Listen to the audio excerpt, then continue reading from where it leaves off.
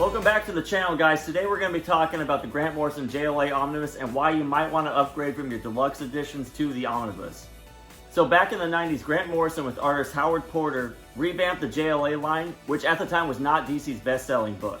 Basically, the time period between Justice League International and Grant Morrison's JLA was known as kind of a dark period for Justice League. There were a lot of top creators on the title, but the series was just not resonating with the audience. So what they did is they kind of went back to a Silver Age lineup of heroes. I'm talking about bringing back Superman, Batman, and Wonder Woman as the flagship heroes, joined by Aquaman, Wally West the Flash, and brand new to DC Comics, Kyle Rayner Green Lantern. One carryover character was Martian Manhunter from the previous incarnation of the JLA, and we're introduced to dozens of more members of JLA.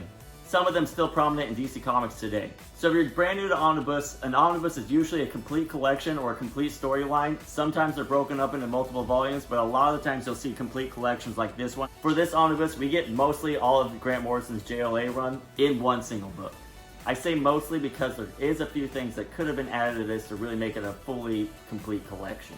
That being said, it does contain everything that was previously released in the deluxe editions. So like an Omnibus, a deluxe edition is the same width and same height, but obviously you can tell from the spine that it's going to be a little bit thinner.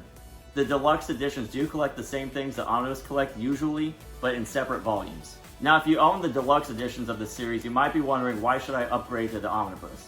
There are a couple of reasons that the Omnibus might be a good upgrade for you. The first thing is there's bonus material in the Omnibus, which I'll show at the table side, and having the complete collection in one book is always a plus as well. So for this video, I'm not going to delve too much into the deluxe editions because the deluxe editions are out of print, and typically the Omnibus is going to be more affordable because it's still in print. And like I said before, there is bonus material in this Omnibus that's not collected in a deluxe edition, so if you're a completist like me, Omnibus is always the way to go. So let's do a quick table side of the Grant Morrison JLA Omnibus. Alright guys, what we got here is the JLA Omnibus in the center and the JLA Deluxe Editions by Grant Morrison on the sides. Howard Porter does most of the cover art for the series with a few guest artists such as Ed McGuinness and Frank Quietly. So looking at the cover of the Omnibus, we got the JLA, a well-designed side, and then we get the back cover. Note the market price is $150 US and $195 Canadian. But like most of the Omnibus I like to overview, a lot of them are still in print. So there's a good chance you can find it for about 30% off or 40% off online.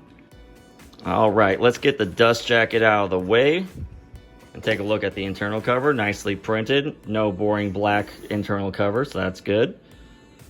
Spine similar to the dust jacket. And then we got some art on the back. So for this video, instead of going over the storylines included in this Omnibus, I do want to talk about what it contains mostly and not focus too much on the stories. If you are interested in the stories, I do have a every Grant Morrison Omnibus released so far video, which I'll leave in the link below. So for this video, I just want to do a comparison of what's included in this Omnibus versus the deluxe editions. The first noticeable difference is that JLA 1 million is collected in here in almost its entirety. Some of the tie-in issues that don't pertain too much to the storyline are excluded, but there is a DC 1 million Omnibus that is a companion title to this book. So that's the first major noticeable difference from this Omnibus and the deluxe editions. The deluxe editions barely touch on the 1 million storyline at all. 1 million was a massive crossover, so it feels like there's definitely a gap between storytelling when you read the deluxe editions. Another very interesting additive to the Omnibus that the deluxe does not have is some of the older work that Grant Morrison did with Justice League. So back in the mid-80s, late 80s, there was a Secret Origins comic book series. And this Omnibus actually collects the Secret Origins written by Grant Morrison during his early days at DC Comics. This was a major selling point for me because it actually made it feel like it was close to a complete collection. So again, if you are interested in seeing more about this Omnibus, please do click the link below. It was one of my earlier videos, so it's not as polished as these ones are. Granted, I'm still trying to polish what I'm doing now, but at least you can get a concept of what you're going to get into by buying this Omnibus. And I go over a lot of the specifications and the actual structure of the Omnibus in that video as well. Also in the description, I'll leave a link to where to buy this Omnibus online. So the deluxe editions aren't a bad looking volume set. My only qualm with it is that Volume 4 doesn't continue the same pattern that Volume 1, 2, and 3 does. You get a break in it where it's a different image, which is kind of strange that they decided to do that for Volume 4, but Volume 1, 2, and 3 are all basically the same picture. Size-wise, you will be saving a little bit of space by buying the Omnibus. And again, the Omnibus does contain items that are not collected in the deluxe edition. I will give the deluxe editions this. The covers are amazing. Each one of them is very dynamic and engaging to look at. The art and the font, everything here just has a really cool vibe to it. And if I'm being critical about the Omnibus, the JLA one doesn't really pop the same way that the JLA Deluxe editions do.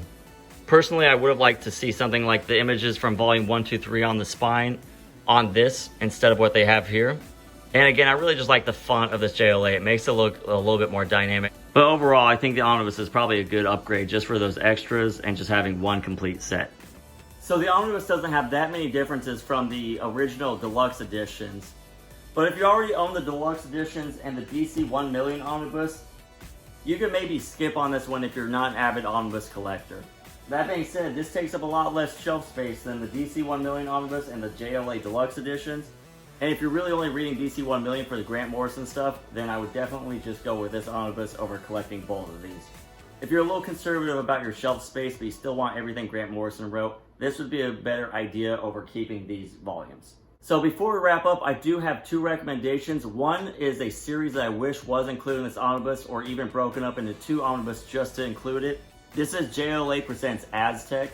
Aztec was a character who was introduced in the Grant Morrison run, and the spin-off series is actually written by Grant Morrison with help from Mark Miller, and contains art by N. Stephen Harris and Keith Champagne. This was a cool mini-series that I'm surprised wasn't included in the Omnibus because it was written by Grant Morrison and it ties directly into the JLA run. If they did include it in one Omnibus though, it probably would have made that page count way too high to the point where that ribbon would probably snap or pages would fall out way too easily. So I understand why they didn't include it, but I can't help but think, what if they did two volumes for this Omnibus and included this series in it? I think that would have been pretty cool to see, and I hope one day we at least get a deluxe edition of this series. So the last book I want to talk about is just one recommendation. So Mark Miller and Grant Morrison wrote Aztec, and around the same time, they actually did a run on The Flash. So if you're a fan of Wally West, Grant Morrison, Mark Miller, or just DC Comics in the 90s as a whole, this is a really cool series that introduces concepts like the Black Flash, and really showcases the friendship and dynamic between the legacy heroes such as Guy Gardner Green Lantern, Wally West Flash, and the new Green Arrow. So cool short run. The entire Grant Morrison, Mark Miller series is in this one volume. So there you have it guys, our comparison between the Grant Morrison Omnibus and the deluxe editions of JLA.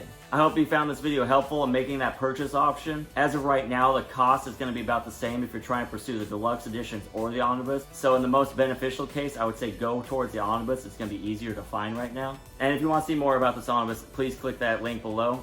I want to thank you guys again for watching. Please make sure you like, share, subscribe. I want to get as much content out there as possible.